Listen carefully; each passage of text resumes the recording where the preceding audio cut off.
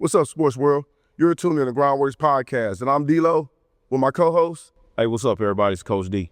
And today, we have two special guests, PC North's own head coaches, boys and girls, Coach Lemons and Coach Martin. Thank you guys for coming on the podcast today. Appreciate it.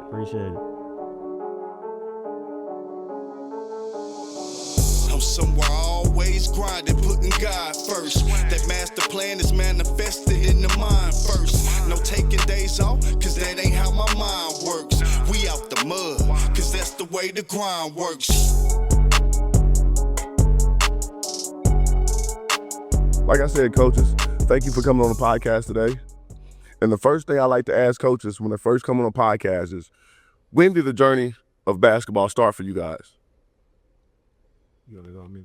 Okay, that's fine. I went to Bethany High School and played 4 years, and then went to Southern Nazarene University and played all 4 years. I grew up a coach's kid, so watched my dad coach at Southern Nazarene on the men's side for... Coach Martin was your coach? Did your brother play at Southwestern Christian? He did. I played against your brother. Yes. Okay. Yep. Sorry about that. No, you're good. So I grew up watching my dad coach, so I kind of always felt like that's what I wanted to do. Okay. All right. Man, similar to Coach Martin, played at Millwood, played on the Chop, Verl Franklin at Millwood. After that, I went to Murray State for a couple years, and then after Murray State, I finished at UCO playing for Coach Terry Evans, who's coaching at Edmond Santa Fe right now. When I was at UCO, Coach Evans used to have most of my teammates work out with me. And then that's where I kind of start seeing like my teaching and developing, my own teammates at the time. I started seeing that love for it. But also like Coach Martin, my dad was a football coach at Millwood for like 20 plus years. So, I was around him a lot. Even though it was a different sport, it was kind of embedded in me, so I kind of seen it on a daily basis. But a funny story was like, man, I was more into the training world than the coaching world. So I had a group of kids that were like in 6th grade, and like the dad was like, man, DJ, you might as well coach them. But my patience at that time was not the best. And I'm fresh out of college and stuff like that. So, my game and IQ and what I see on the court is different than what they see. And I remember like the first day we had practice, and I'm telling them like, all right, let's just pass and cut and see what y'all did. And they didn't know what pass and cut mean. And I think I just walked out of practice and was like, yeah, I don't think this coaching stuff made for me.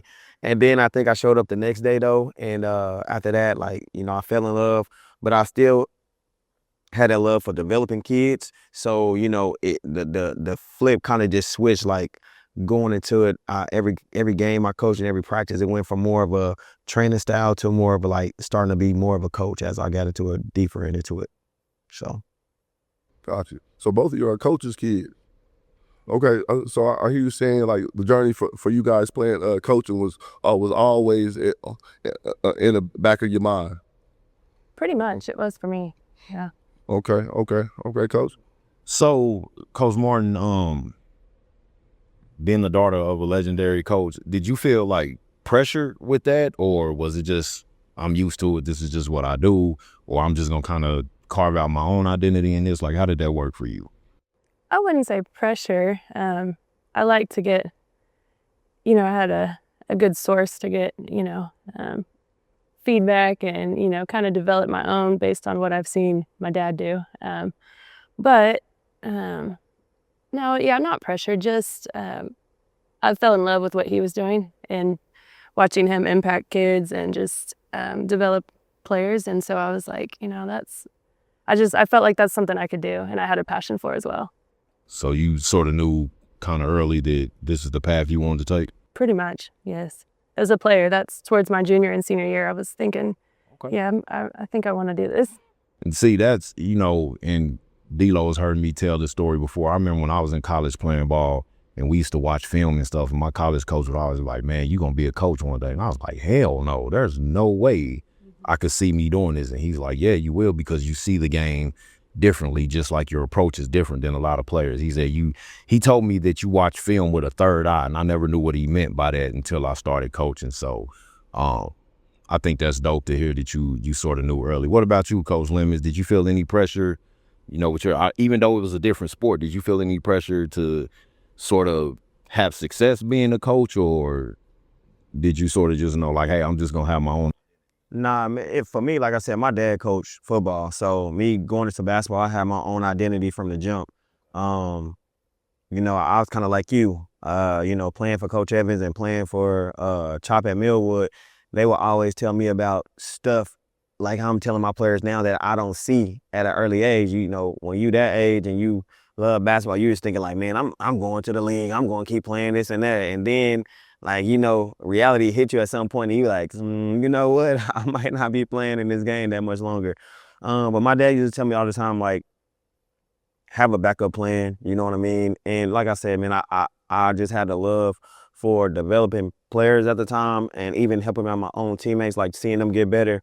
Like I found like joy and excitement in that. And like I said, when I got into it full-fledged, like, and still continue to learn and get better, like I'm just falling in love with the process more and more every day. I love to hear that, man. I think we need a lot more coaches that really invest themselves in the craft, man. You know, people tell me I'm crazy or I'm too obsessed with it, but it's just what I love to do. Like, I couldn't see me not doing it, you know what I'm saying? And maybe that wasn't wise of me because I didn't have a backup plan. It was like, I want to coach. I got to figure out how to get it done. So I commend you for that, man. So while we're talking about coaching, let me just ask you a question while we're on it before we dig into the meat and the greens of the podcast. What is one of the hardest things about being a head coach? I'll let you go first. You've been in this longer than me. One thing I've found challenging is having to disappoint kids I care about. There's kind of you can't always be the good guy or the nice guy. As much as you care about them and as much time as we spend with them, you create relationships with these kids on a deeper level. And so sometimes it's hard to have those hard conversations of, you know, your role looks like this, or maybe you're not varsity material yet, or your skill set's not there. Those conversations can be challenging for me, at least. You want to support the kids and help them grow, but it's not always what they want to hear. Right. How long have you been a head coach? This is my 6th year as a head coach. Okay. I was an assistant at Southern Nazarene for 5 years and then Mid-America Christian for 1 year. Were you under, what was this guy, the kid, he was from Okarche. Were you coaching under him when he was there? He may have been long gone before you got there. But it was a guy I played against. He played high school ball at Okarche. He actually played at Southwestern Christian as well, and he was the girls' coach at Mid-America. But I can't remember his name, but I was wondering if you were under him, but he may have been gone by that time. No, I think he was, yeah. Okay. Yep. What about you, Coach? The most challenging part for me, like this is my 2nd year, man. You know, the whole process of it, like you're saying, like the process of it, like I'm learning something every day, right? Me coming in, like I just wanted to establish culture and standard. So I think that was the most challenging thing for me because you're getting kids sometime, whether they're young or been in the program since before I got here, like you're getting kids that already have certain habits. And so like as a coach, like you're trying to, like I told the parents in the parent meeting, my job isn't to make your kid a D1 athlete or a NBA All-Star. My job as a head coach right now is to develop your child to be a young man. So when they go out in this world, like they'll be ready for real world challenges. Yeah. So, you know, I mean, that's my challenge is like, you know, our team talks about more life lessons than basketball at this point. And, you know, like I said, I'm trying to establish cultures and standards with them, you know, not just on the court, but off the court as well, because when this game is done, like I said, they going to be fathers, they going to be husbands, they going to have to go to a 9-to-5 job, they going to have some type of accountability and responsibility. So I feel like the challenge for me is to mold them into young men and prepare them for the real world when it comes that day. Okay. So what are some of the things that, I mean, Coach Lemons, I don't know if you're active on social media, but I know me and you are Facebook friends, so I speak a lot on the parenting aspect of coaching, the parent-coach dynamic. What are some of the things that because I've had issues with that. What are some of the things that you wish parents knew about coaching? Like, whether good or bad, how difficult it is, how difficult it's not. Like, what do you wish they just had a better understanding for? You want me to go? You go ahead, sir. The biggest thing for me, me being an AAU coach in the summer as well, you might get some kids that play on AAU teams that might have a great summer, but, I tell them, like, AAU and high school ball is two different things, right? In AAU, you might be playing somebody, they might have scouted like 1 or 2 games, they might come up for a game playing for you, but it's different. In high school, like, we in a district, so we playing a team twice, and then, we playing teams in regions that we might see that we played in our district, you know what I mean? And then, it is more film going out on your kids and players, and these coaches in high school will expose your weakness more than would it in AAU. You're gonna get kids in AAU who I'm just out here trying to do my thing individually, you know what I mean? And I'm trying to just get what I can to promote myself to get to the next level. And I preach to my kids all the time, like, basketball is an unselfish sport played by selfish people, and I try to tell them all the time, like, listen, the world that we live in right now, it might be screaming individualism, but at the same time, like, if you really want to go to school, you need to be on a winning program, a winning team where you can learn how to play in a role, because say you get a scholarship at a school, you think somebody gonna just give you the keys and be like, hey, here you go. You shot the ball at PC North 40 times, so I'm gonna let you do the same thing. Man, like, them coaches at the next level getting paid millions of dollars and they trying to win. So if they let you go out there shoot 30 times a game, you not going 20 out of 30 and you losing, that man gonna lose his job, or that lady gonna lose her job. And then the other thing is just the process of it. Like, basketball is a process, and I tell my kids all the time, I'm blessed to have a kid like Keaton Murray, and then I got some other talented sophomores, and then I got some talented juniors and seniors, right? But, with Keaton process, it magnified quicker than everybody else, right? But now I got a whole bunch of dudes that stay in the gym that work, and like I keep trying to tell them, like, your time will happen when your time is supposed to happen. And I told them a story, like, we tell them about a lot of stories, and we give a lot of examples. And I said, listen, Oklahoma is a late bloomer state, if you ask me.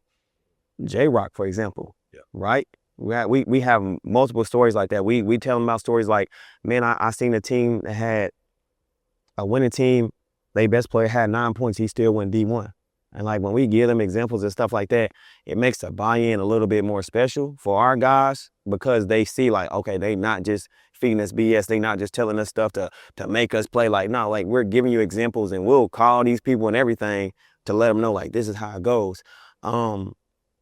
And like I said, I just wish parents know, like, don't put AAU success and high school success together, because it's two different spectrums, two different styles. And then at the same time, let your child enjoy their process of how they want to enjoy it. Because when you get in high school, you find out if you really love this sport or not. And if you're really true about that grind, because it's not middle school where you can be more superior than some other kids that's underdeveloped and not fully grown and stuff like that.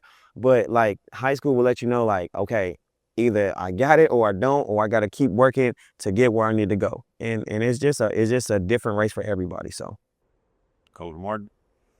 I mean, I have a similar thought with that. Some of our challenges have been just, like you said, AAU is different. It's, you kind of just go out and play.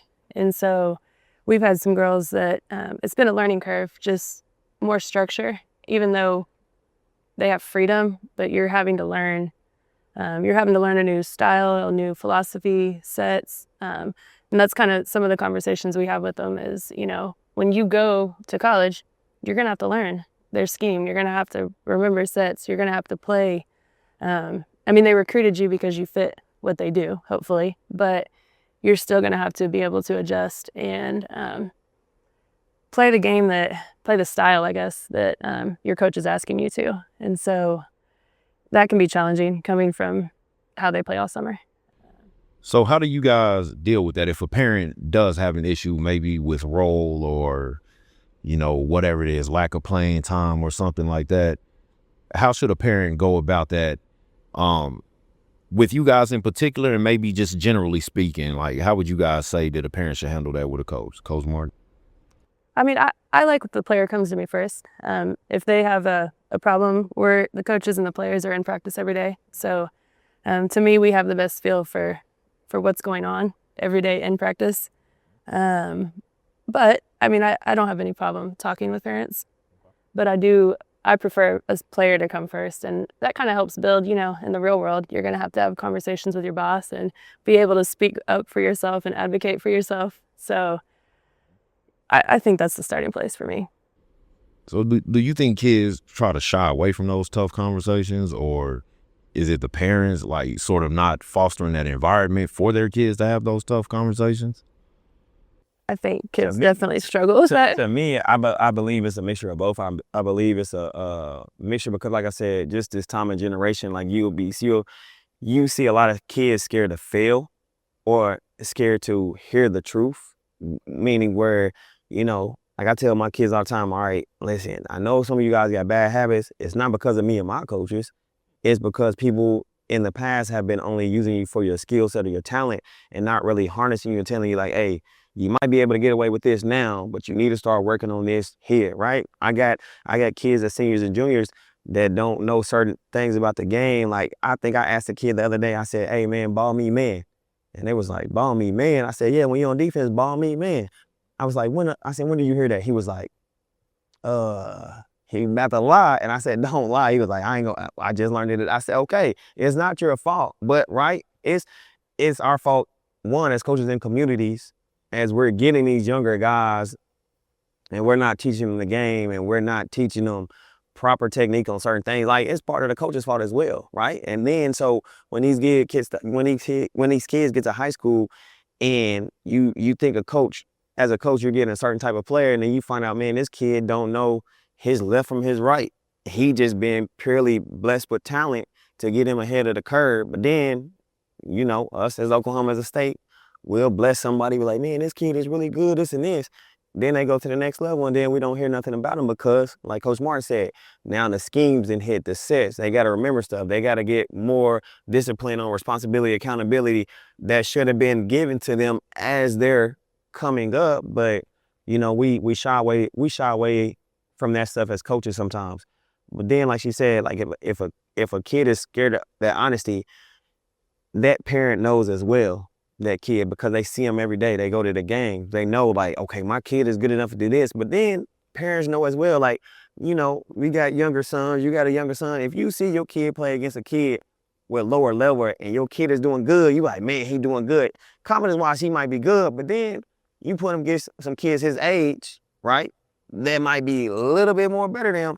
You gonna know like, shoot, my son really not as good as we thought he was. But as a parent, sometimes we coddle them feelings and be like, I ain't gonna say nothing to them. But like I tell my kids, listen, the quicker you learn how to fail and learn from failure, the better you're gonna be.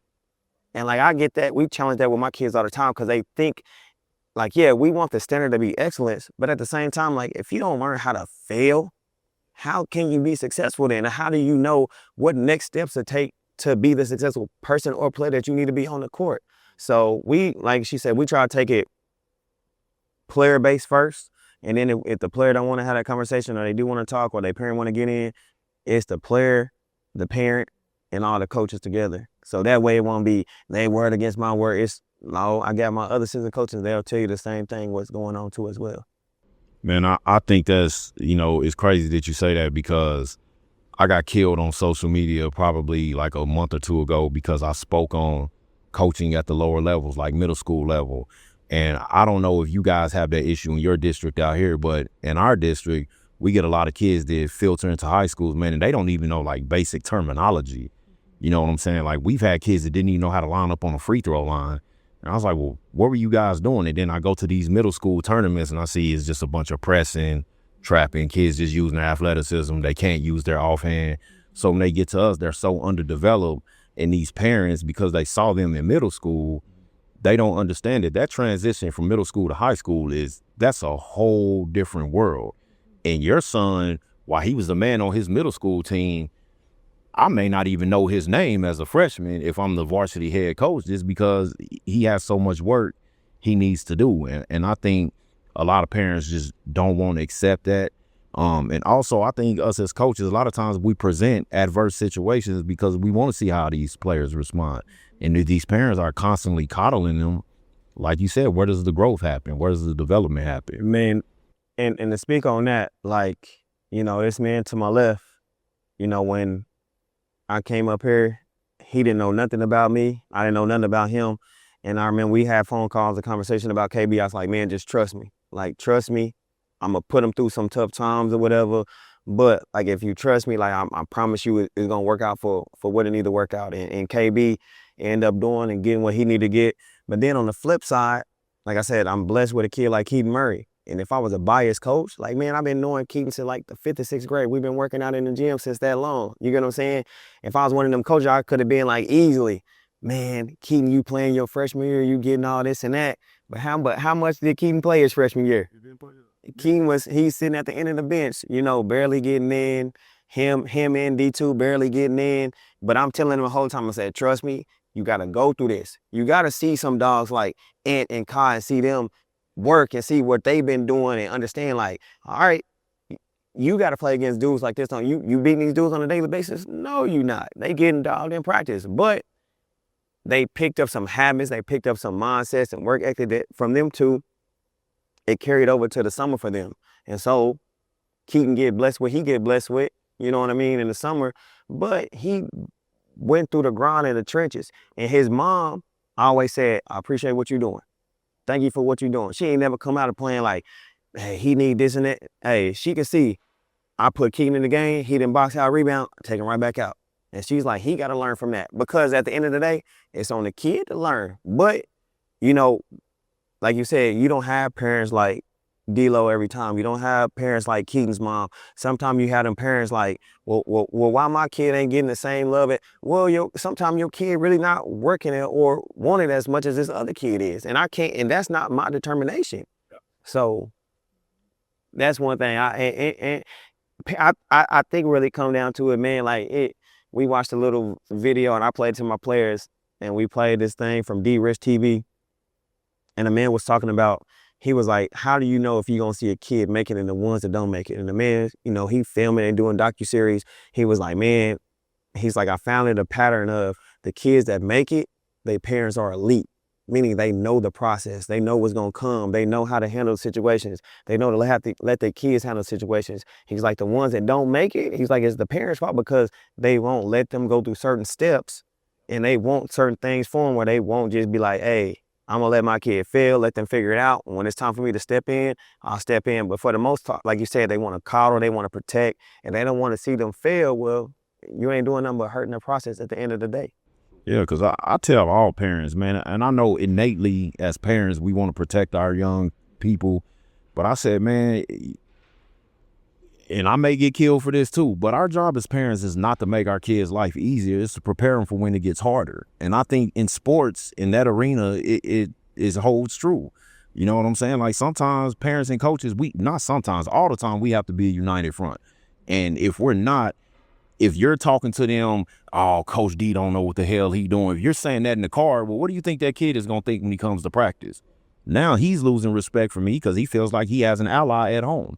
So I think if some parents would just say, hey, this is part of it, you got to go through it. Because my mom used to tell me all the time, like, hey, man, if that coach not playing you, that's on you. Coaches want to win. You know what I'm saying? Like, so if he don't feel like you can help him win, is that your fault or his fault? He should. And my mom didn't know a lick about sports, but she knew that much. So I think everything you said is true. Okay, so let me ask you, because we just talked, you know, everyone know I'm big on PC North. I've been pushing the line about as long as Coach Martin has. But my question is, and Coach Martin, hey, you know I'm going to plug PC North, man, franchise every time I get, man.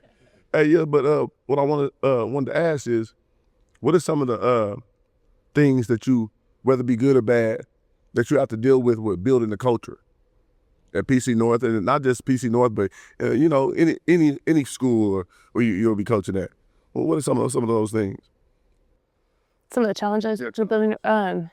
Well, I think part of it kind of goes back to what you all were talking about with what their home life, you know, parents, and you know, just the way they've been brought up. Okay. You know, one thing that it's no secret we've gotten new faces in and out the last 2 years. So, trying when they come in as seniors, I mean, it's great. We have a lot of talented girls that came in. However, it's a real short window to get them to buy in to what we're doing here. And it may be different, completely different than what they're used to. And I think that's a challenge with now that transfers are wide open. So, it's a blessing and a curse. You have people that are like, by their junior or senior year, they're kind of already, yeah. I mean, they kind of know who they are as a player for the most part and accustomed to what they know. So, trying to get them bought into the way we're going to do things here, whether it's right, wrong, it's different, Makes sense. Yeah. Think the same thing, Coach? Like you said, at the end part is just the buy-in part, right? We got a quote, whatever you're not changing, you choosing. So, while we're trying to get you to buy into this team culture, these standards, like, as humans, you at the end of the day, you still have the ultimate choice to choose. Like, all right, I'm gonna get in and buy in and see what coach really has for me in the program, or I'm just gonna stay the same and be like, man, you know what? Whatever they talking about, they can talk about it. Like you said, older classmen, they can just be like, man, I've been doing this my last 3-4 years, so and I'm not about to change nothing. But like I said, if you're trying to change a culture, if you're trying to set some high standards and expectations, like the buy-in has to be great. And if the buy-in isn't great, then ultimately, like you're gonna have some struggles because you're gonna have those cancers in the program that's gonna always reject on what you're trying to teaching. And, just push and give pushback and like, sooner or later, like something has to give. Either that player has to give or, it's just going to, go all over the team. But then, you're going to have half the kids really believe and half not really believe. So you're just going to have to find them early and nip them in the bud. So that's the thing. So on the buy-in, how do you mitigate that process when it doesn't happen? Like, what are the steps to either cultivate the buy-in, or if it's not happening, do you get rid of a kid? Do you, like, what are the steps that you take? I mean, for us, it's, we have consequences for not, if we don't meet our standards or our expectations, Okay. There is a consequence for it.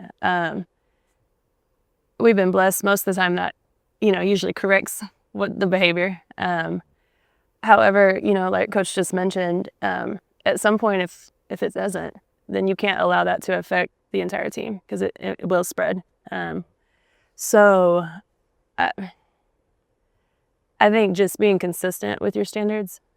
We've been fortunate that I think we have more bought in year to year than we do that are not. And so a lot of times that kind of forces an outlier individual into place.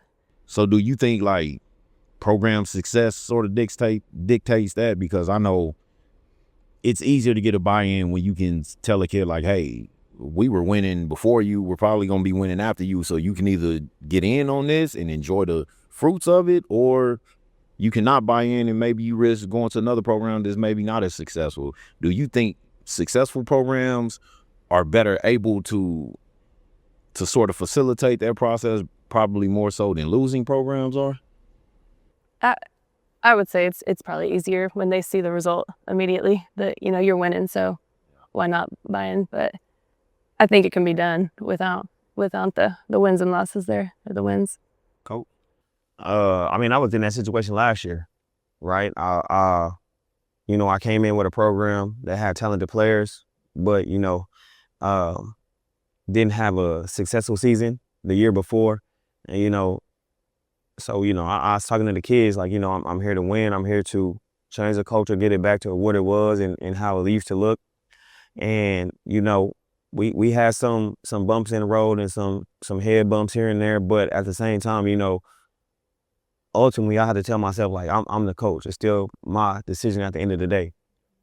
But then, man, me and my background, especially coaching AAU, especially with MoCan, I get to coach kids that's been ranked in the top 50, top 5, top 10, whatever. Like, so it's easy for me to be like, man, like, I remember I had a conversation. I was like, man, like, if I got kids that's ranked in the top 10 that listen to me coach and do what I asked them to do, You think I'm about to deal with a kid that's not ranked and an average player that's not gonna listen to me? I was like, you can go wherever you want to go, do whatever. I was like, I'm not about to have this battle with you every day because, at the end of the day, something got to give. And I'm not. And if I solely focus on one kid or a couple kids that's not trying to buy in, I'm hurting the other kids that's willing to make that change and buy in. So, like she said, at the end of the day, something has to compromise. Either they gonna start buying into what I need to do, or we just go our separate ways. Because, like I said, the ones that want to buy in and believe, they the ones that make the program change and be more successful. So, like you said,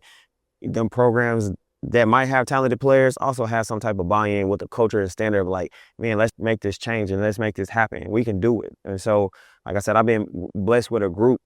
When KB and Ant left last year, I told them, man, y'all can jumpstart this thing and get this shit back rolling. And then they did it. And then the group with Nate, TJ, and Malachi and all them, I said, now y'all got to be better than them and keep it rolling. And I feel like it's a trickle effect from each class on my team now. Well, you just named some seniors, and that's what the next question I was going to ask you guys. You're going to go into your teams this year because I know, Coach, you have a couple years in a row of success. But I wanted to ask you about some of the seniors on your team this year.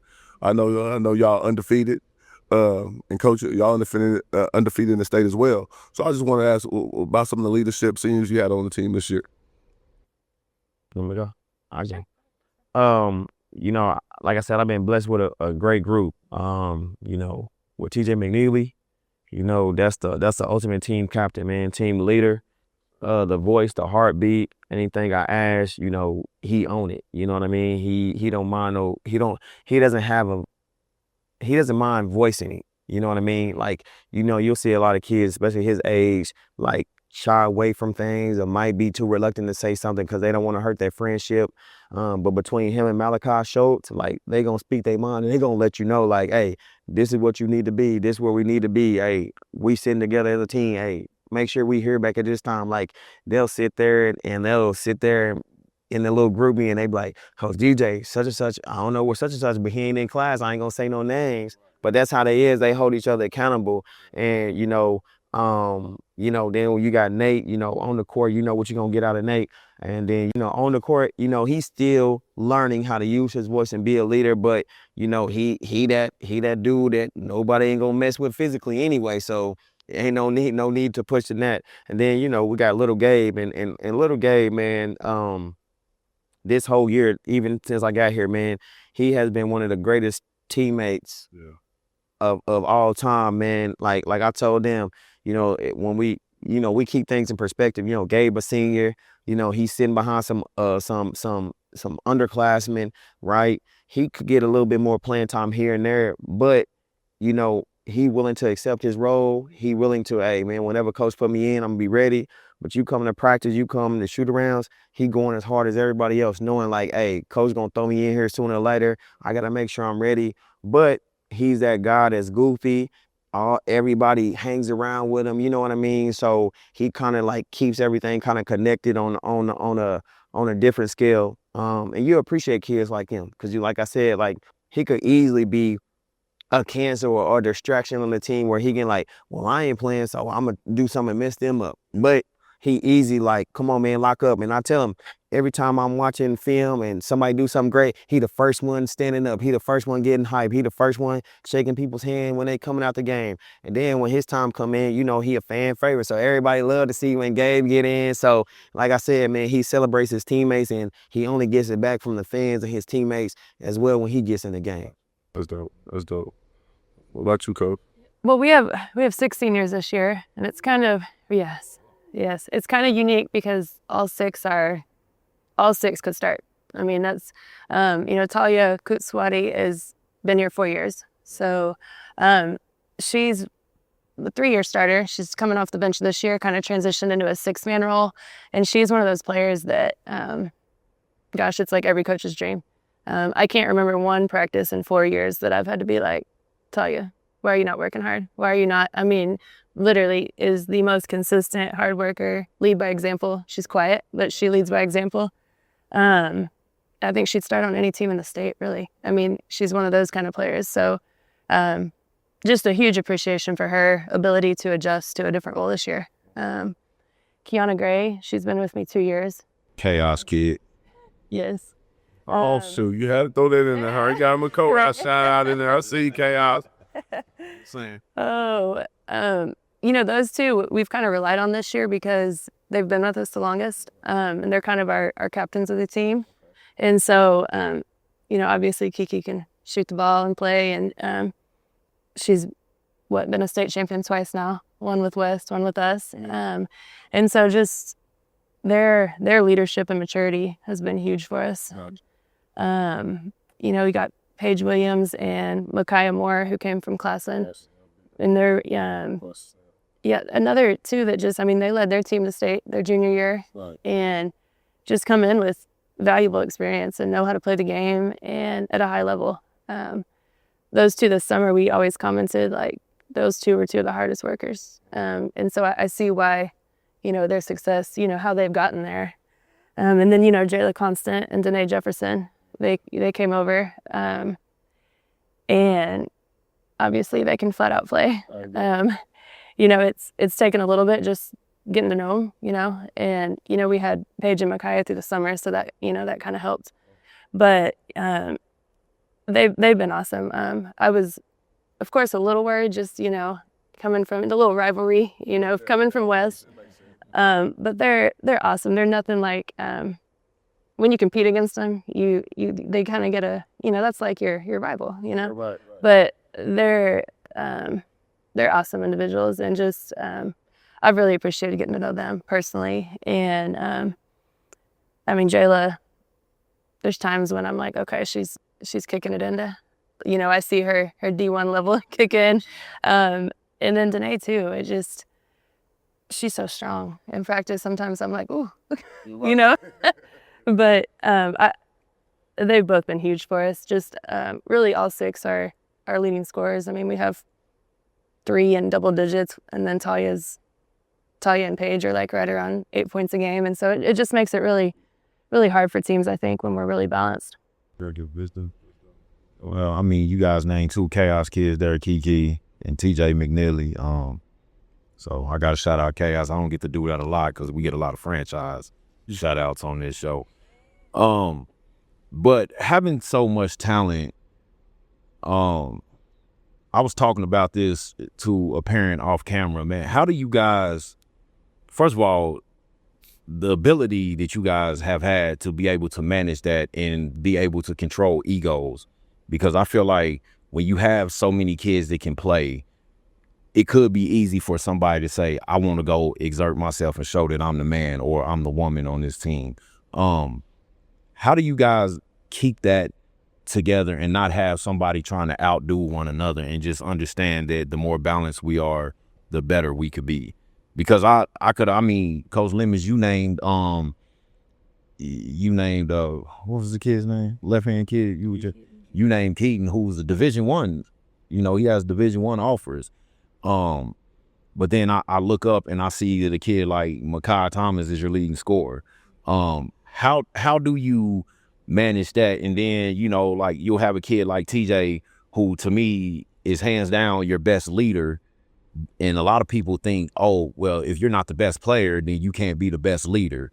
So how do you manage those egos of guys sort of buying into their role and understanding that nobody has to be the guy for us to be successful? And same question to you as well, Coach.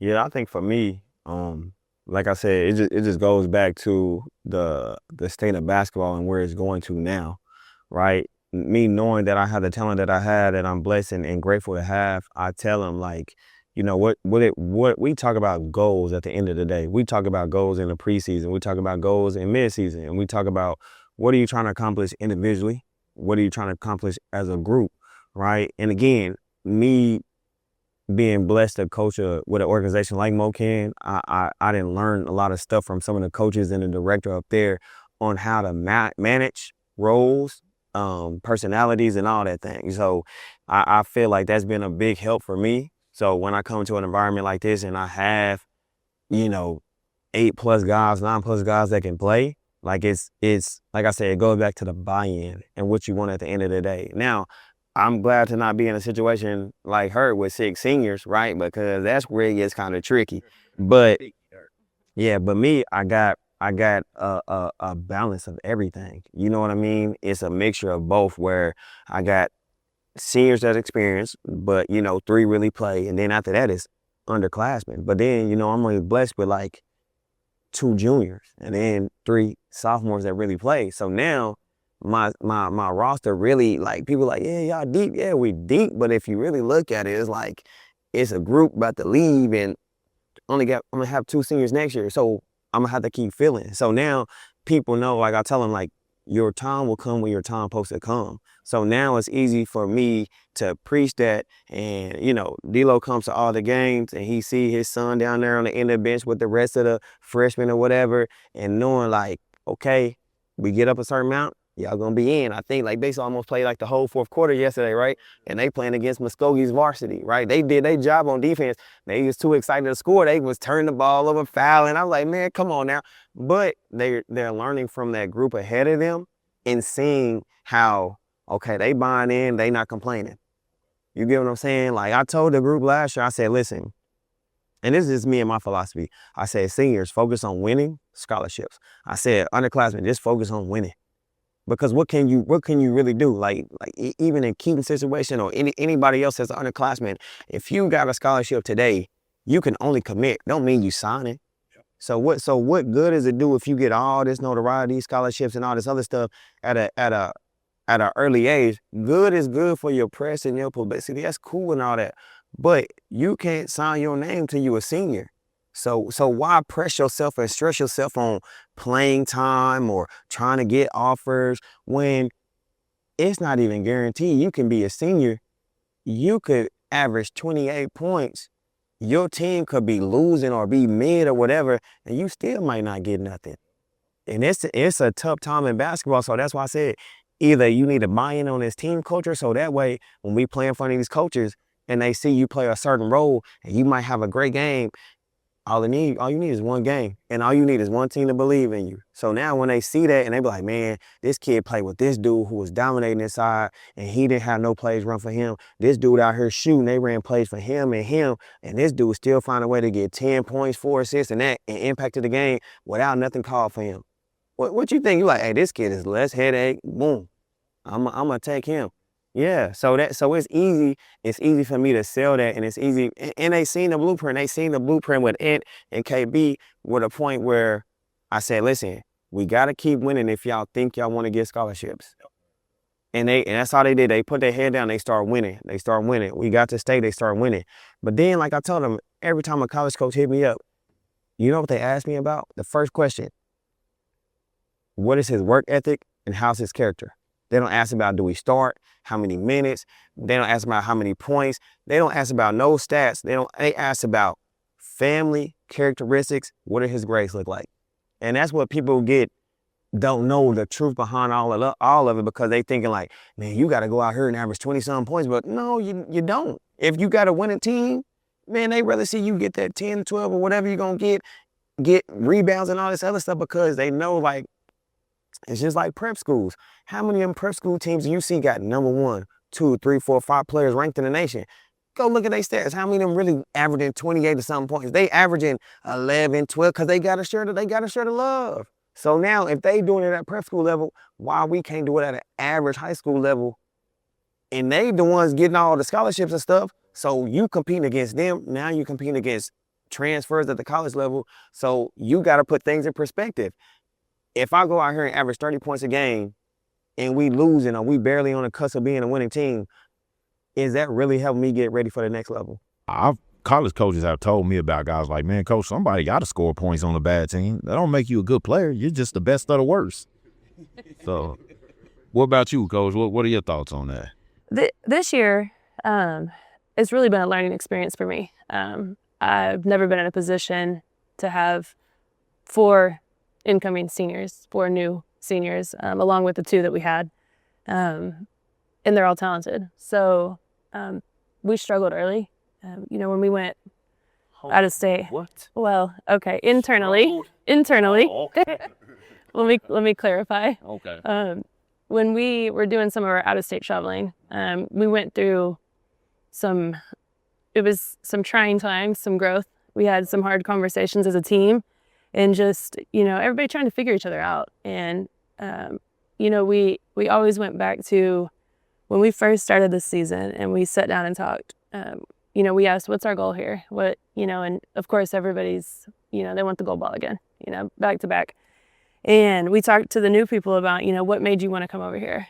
And their answers were the same. The two girls from Classen, Paige and Micaiah, they got a taste of state and they wanted to win it their senior year. Danae and Jayla could say the same thing, along with the two that were here.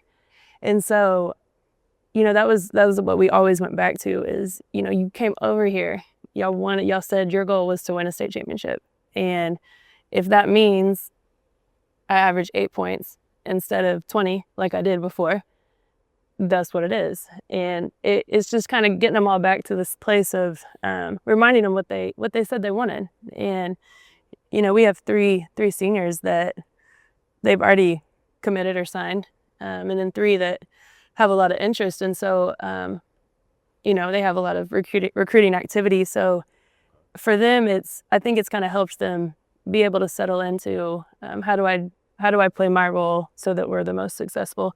But it didn't start that way. So it took a little bit.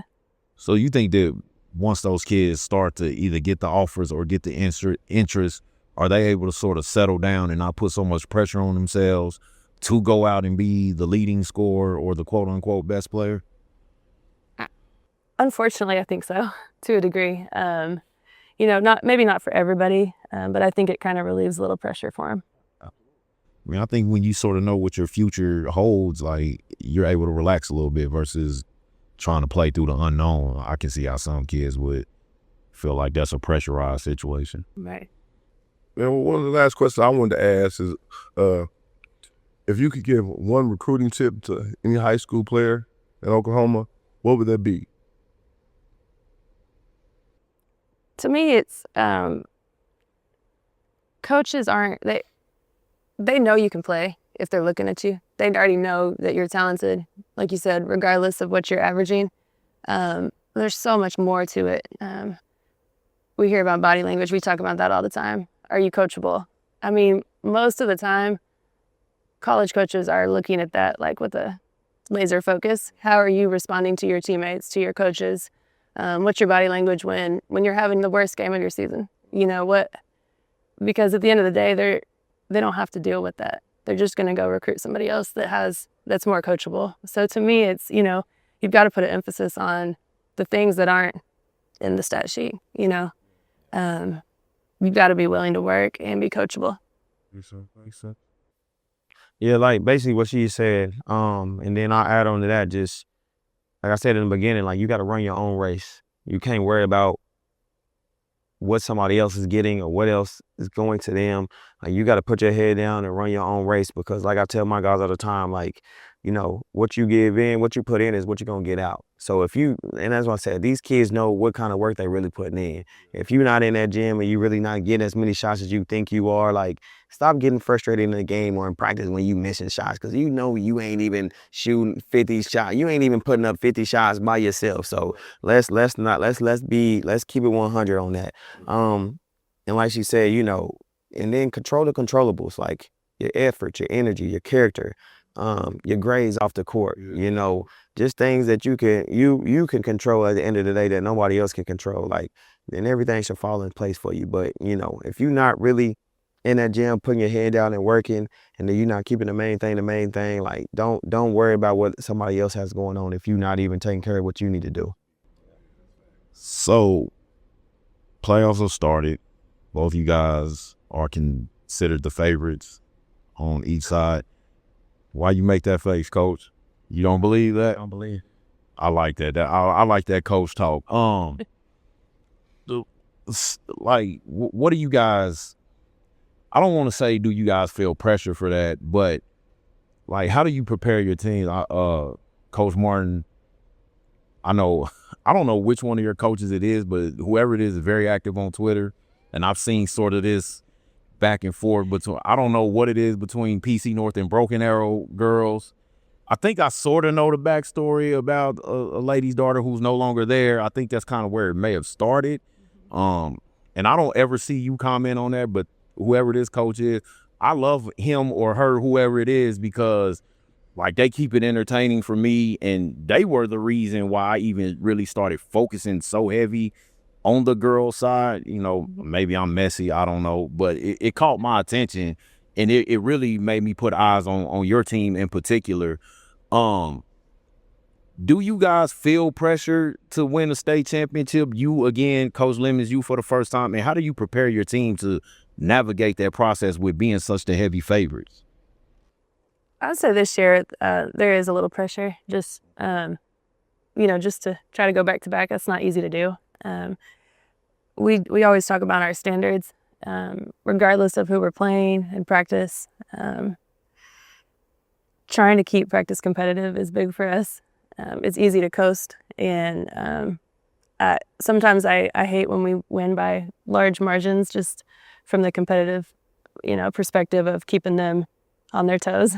But we try to simulate it in practice, and we talk a lot about, there's been upsets already on the girls' side on playoffs, and so what do we do differently so that that's not us? How do we stay at our best and just hold each other accountable, really? Me, I don't feel no pressure. I don't think my kids feel no pressure. Like I said, when we came into this thing, like, besides D-Lo, nobody really spoke. I'm not say highly of us, but, again, it felt like the same situation like last year where like we had the talent to win and we can make it to state, but nobody took it serious to the point where like, yeah, you guys will be the favorite to win it, So I don't feel no pressure, Last time I checked, people still think, Waso and some other teams that might be more talented than us are going to win it. And that's cool. That's cool with us, and that's fine. Me, I take... Okay. I wasn't high on no Waso, just for the record. No, yeah. But, hey, D-Lo active, so, D-Lo, hey, he in the game. He'll tell us, hey, man, hey, but... Bad me and all. But for the most part, man, like, I don't... I stay cool and calm with it. Like, it's only my second year. I don't put pressure on myself to even, dream or think I'm going to have like some type of movie type season. You know what I mean? Where I'm be like, man, like this remind me of that movie, man. I'm about to like, I take every game, one at a time. Like, man, during the season, I never looked at no district standings. I never looked at no playoff bracket or nothing. Like, I literally look at like, they be like, Coach DJ, we playing this team. I look at the schedule. I focus on that one team. And like even in the playoffs, I'm focused on one team because nothing is guaranteed. So I can't say, yeah, we're going to be state champ. Like we still got more games to play to even prove ourselves. So even with, because, the way your season ended last year, there was a lot of, I won't say controversy behind it, but it was a lot of attention paid to it. Mm-hmm. Do you feel like maybe that the kids probably feel like, man, we left one on the table right there as far as moving on? We have to go out and get it this year, especially with the talent that we have and the dominance that we've had. I don't think, because I don't even let our kids think like that. Our goal last year was to make it to state. We didn't say, hey, we about to go make it to state and win it. We wanted to make it to state, right? Now, do I feel like we got complacent at that situation? And I feel like we did. I feel like we got to that ultimate goal where we wanted to get, but then we didn't realize we could have kept pushing and go further from there, right? But, me going into my second year, now I learned from my own mistakes. And I learned from last year, okay, we get to this point or we did accomplish this. Now we got to learn how to move on and move forward and keep pressing on to where we can ultimately get and ultimately become the team that we're supposed to be. And that's all we talk about. We always talk about, man, let's continue to be and play the team how we're supposed to be, not how everybody else predict us to be or should be. Like we got to stay true within ourselves and be like, you know what? We know what type of team we are. We know how we play. We know what type of players we got. And we got to continue to take it one game at a time and not, like I said, not worry about no outside sources. Because if we bring attention from what the outside is saying and saying, man, y'all should or we should or you could be, like, then that's when the distraction and pressure comes in because now you start letting outside influence on things we shouldn't have let in the beginning. Right. I agree 100%. So I guess this setup is a little different since we have two coaches. First of all, before we end, Coach DJ, I just want to say, like, man, I appreciate everything that you've done for me. People don't know how far back we go. Man, I talk to you a lot, man. You giving me a lot of advice, man. I was super excited when you got the job, even though I texted you about it and you kept it from me. And I asked him, I was like, man, I heard you. Who told you that? But I understood, man. But, man, I thought you were the perfect person for the job, man. But I just wanted to say, man, I appreciate everything that you've done for me. Any of the advice, anytime I call you or text you, man, you always respond. You never get Hollywood on me, man. So I appreciate that, man. And thanks a lot. Coach Martin, I'm wishing you a ton of success going forward, man. Go win it again. I think Kiki has a chance to win 3. Is she the only female athlete in the district to do that? I think. I hear nothing else. I think she's the only one that's won 2, right? So that's dope, man. I hope y'all go win that. But typically we like to end the show when we got coaches on with a rapid fire. So, just answer as quickly as you can. It doesn't have to be anything long or drawn out. Who is the toughest coach you ever had to coach against? Not very rapid fire. I'm gonna say Coach Evans for me, Terry Evans, because the reason why I was tough because he coached me in college, and when I first got this job, he was the first dude I called to come help me, and then he's like, he gonna chill out, but then he get the Santa Fe job. I was like, man, but we laughed about it when we played, but that was the toughest coach I had because man, hold up. How come I didn't get the call to come help? I'd have came over here. Man, you was on the south side, man. you at your alma mater, right? Yeah. So yeah, I know how it is. So, but yeah, Coach Terry Evans for me, yeah, he, cause like I said, you know how it is. Just like from a psychological standpoint, that's your old coach. You want to impress him, but then you know what I'm saying. You don't want to get too in your feelings and where he started to get in your mind and he just doing simple stuff. And I know Coach Evans, so, but yeah, that's my dog right there though. Coach Martin? I don't know. I ain't had no. She ain't had no tough. No. Like, all the toughest coach I coached against, coach. No. That's just tough because I don't have anybody that situation would be hard if it was somebody that you played for. What you saying? I'm not. You saying Zill and Lucci, and then when they bring the boys over for practice is the toughest? What, Coach? You saying No, Zill and Lucci when they come? no. I'm trying to be thorough here. I'm trying to right. Ooh. I mean, I've seen you guys in some close ones against Muskogee this year. We have. Okay. I'm gonna have to think. I'm sorry. It's okay. That's Yeah. Coach Lemon, who's the best offensive player you've ever coached? And it could be AAU, high school. Okay. The dude that got picked number 6 overall by the Washington Wizards. That's the best young player I ever seen in my life. And so when I remember coaching him when I was with Team Griffin at the time, he wasn't ranked. Him and Dave, this is the crazy thing, him and Dave Castillo wasn't ranked at all. And then I remember coaching them in midsummer, they did the rankings. He got ranked number 2 and Dave got ranked number 7. And that's why I tell kids all the time. So like when I be getting pushback and stuff, I'm like, I don't think y'all understand the kids I didn't coach where they were nothing and they kind of became some along the way. And like credit to them, they did put in the work. You know what I mean? So, but I'm saying like, the buy-in gotta be good. So yeah. Coach? Best offensive player you ever coached? The high school level, probably Jayla Constant this year. She can score at all 3 levels, and she has like an extra gear, just, I don't know, I guess not just from the perimeter. I mean, we've had some good shooters, but she's, to me, is probably the most well-rounded offensively. Best defensive player, Coach? Man, that's a list. That's the crazy thing. That's a list for me. That's good. Yeah, I know that's a list. Normally, that's the shortest list. And nah, that's a list, man. I can go from now. I can go right now, Malachi. I can go previous. One, Coach. I mean, I can I give you one A, B, C, D, E? Can I do all that?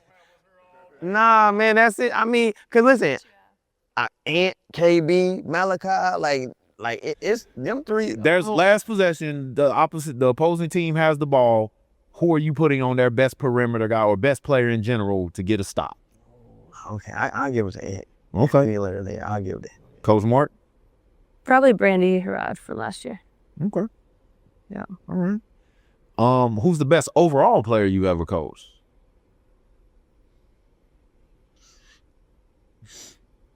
Worse. Lead coach. And this is no knock on anybody. It's just, First to come to mind, because I know y'all coached some studs.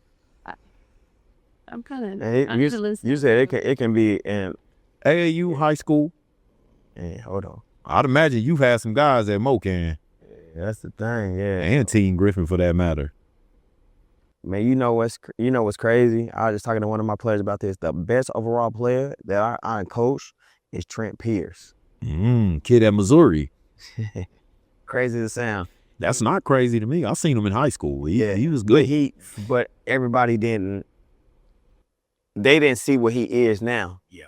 And he played with Dave, Trey, so it's easy for him not to get that recognition. But he was a legit 6'10", 6'11", and he could shoot, post you up. He can do a lot, and he just the confidence, and that was it. When he figured it out, He was long, man. He was thin, but he was long. he doing good right now too. Yeah, he gave OU that work when they played him. Coach? I don't know if I have just one. Okay. Well, how many do you have? 2? I give you 1 and 1/8. Okay, I'll talk this year. Okay. To me, probably Jayla and Danae. They're real well rounded. I feel like they both play both ends of the floor and can go get a bucket when they need to. Okay, last question. You got to win a state tournament game. Give me your all-time starting 5 of kids that you coach. It can be from any year. You got to give me starting 5 in a 6-man to go win a state championship game. That's a good question, Coach. Coach DJ, we'll start with you. You look like the wheels were turning over there. And they is. So I'm not even gonna put like AAU or nothing in it. I'm just gonna go strictly high school, right? So I'm gonna have my man Nate in there. That's one for Nate Marithi. Yep, Nate Marithi. Okay. Yes, sir. Then Are we talking about Nate? I'm gonna go, and it's everybody I didn't coach, right? Yeah. Okay. And then after that, I'm gonna go Wilson from Northwest Classic. What's class? Yeah, yeah. He's 6'7", all that. He can do that. So yeah, I'll have him. Man, I'm gonna have to put my man KB on there. KB, who was that? Kai Brown. Kai Brown. Yeah, put KB on there. Love Kai. Oh my God, I got Santa Fe kids too, man. Yeah. It's tough, Coach. You got 3. I need 3 more. I need 2 more starters in the 6-man. I got you. Hey, keep holding down, too. Better say to me. Hey, that's a step up, because I used to not give a 6-man. Let her pick 3 real quick. I need it like 9. Got it down to 9. Man. Hey, that's a full team, Coach. That's perfect. Okay, I got Nate, Mo, KB. Come on, Coach. Think. So I'm trying, man. It's a lot of kids' names, and I know I'm forgetting. That's the thing. I know I'm forgetting somebody.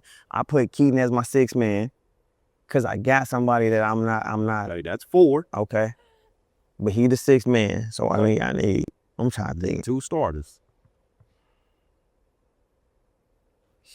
Yeah, that's what we do over here at Grind, baby. Put it on the spot. Question. Oh. You know what? I'm gonna go. We need some shooting, right? I'm gonna go Makai. We need shooting. 48%. We need shooting. Yeah, we need some shooting. Another chaos kid. Okay, I heard I'm liking the chaos. We got a lot of black and gold love today. I love it. That's 5, Coach. 1 more. I got you. I got.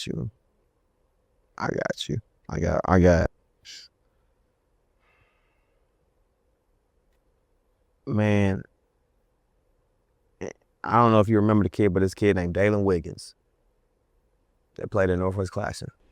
Was he the athletic kid? Dalen was the dude that played with Mo Wilson with them teams when we went to the quarterfinals and semifinals. Mo was a senior, he was a junior, and he played with us on that team, Griffin team. Exactly who you talking. And when I tell you this kid he could do everything, and he could lock you up. Oh, exactly. And we used to call him Baby Tim Duncan because that's how he run. But listen, he can score from 5 feet to 28 feet and won't say not 2 words. I know exactly. I do. Yeah, and so he will be my other guy. Yeah, so that's a nice big lineup right there. Okay. Coach, you've had time to think.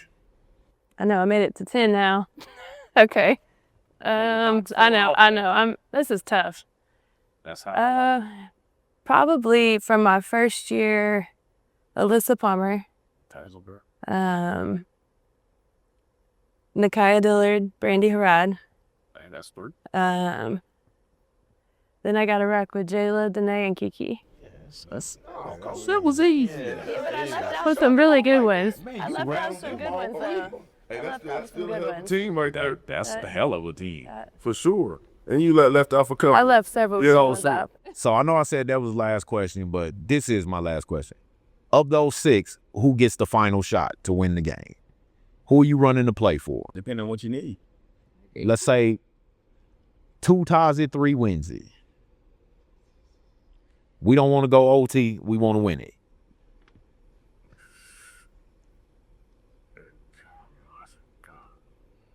Yeah, Chicago, that's 46%, coach.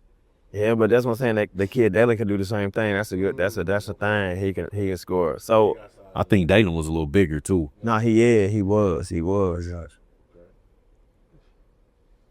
Man, for the heck of it, I'll go for the 2, especially with the lineup I got. Oh, I'll go for the trust 2. it in overtime. And I'm gonna give it straight to Dalen Wiggins. He gonna post his man up and get probably an and 1. That's the fact, because he was good at ball fakes, up and under, all that. So he knew how to bait you, and when he bait you, he knew how to use your momentum and body. He was ahead. He was ahead, man. Ahead of his time. Yeah, he was ahead. I got you, Coach Martin. I don't know. That's who decided. That's who decided. We want to win it, Coach. We don't want to. We don't If we're want going to to win it, then we're running Kiki up or something. Go give her a bait. Yep, we'll do that. Did I mention she was a chaos kid? Absolutely. Sam, in my line, that's what he sound like, but he'd throw it in her. Franchise kid. I'm just saying, we had a little something going over there. That's dope. That's all I got. Well, again, man, before we close, I want to say thank y'all again, man. I know y'all on the state run. I know y'all got busy. I know it's a Sunday, so I appreciate y'all time and coming on the podcast, and we wish y'all nothing but the best.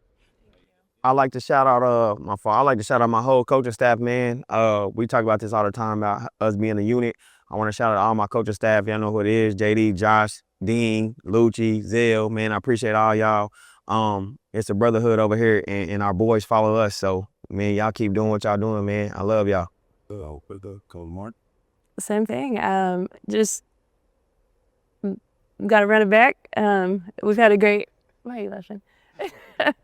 No, I appreciate too. We can't do this. There's a lot going on, and there's no way we can do it on our own. And so it takes our whole staff, and truly am grateful for a wonderful staff that's here through all of it. We appreciate you guys coming. I'm jealous. I'm envious because I haven't made it out the first round of the playoffs. So, I'm a little jealous of you guys in a good way, though, man. I wish you guys all the success. Thank you for taking the time. I know it's a busy time of year. This has probably been one of my favorite interviews so far, man. So we appreciate it. Appreciate everything y'all do, man. You're in there. Thank you. I'm somewhere always grinding, putting God first. That master plan is manifested in the mind first. No taking days off, cause that ain't how my mind works. We out the mud, cause that's the way the grind works. Grind works, the grind works. Put in the time till the grind works. Grind works, 10,000 hours make the grind works. The grind work, we on the mission till the grind works. The grind works, welcome